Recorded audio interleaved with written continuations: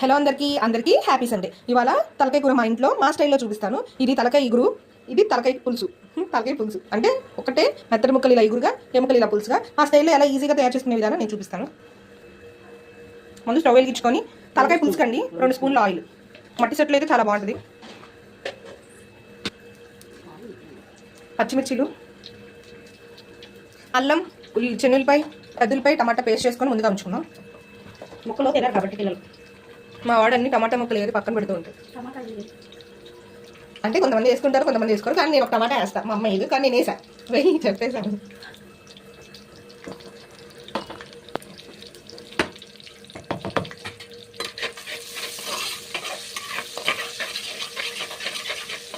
పచ్చిమిర్చి కొంచెం వేగాలి. ఇటు పక్క నేను తలకాయ ముక్కలు ఇగురికి బాండి పెట్టుకొని స్టవ్ వెలిగించుకొని దీంట్లో కూడా 2 స్పూన్ల ఆయిల్, 2.5 ఇగురు కదా 2.5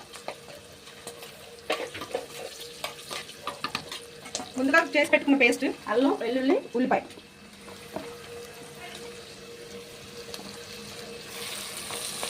చాలా మంది కొబ్బరి వేసుకుంటారు కానీ మేము కొబ్బరి వేయండి.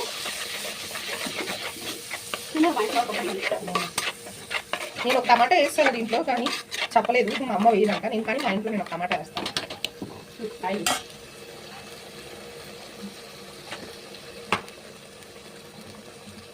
నూనె కాగిందండి, కొంచెం పసుపు వేసాను.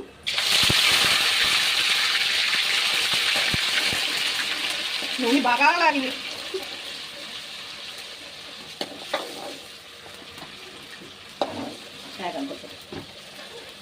దగ్గరే ఉండి కలిపిపోతా ఉండండి, లేదా అడగండి.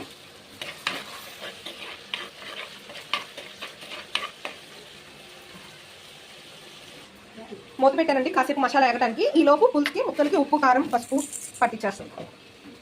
ఉప్పు మోతాదులో కొంచెం మోతాదులోనే తీసుకోండి. చాలా పోతే తర్వాత వేసుకోవచ్చు. కారం 2.5. మేము కొంచెం తక్కువ వేస్తాం పిల్లలు తినాలని. ఉప్పు ఆల్రెడీ ఆయిల్ వేస్తాను కాబట్టి నేను ఇంకా వేయండి పసుపు.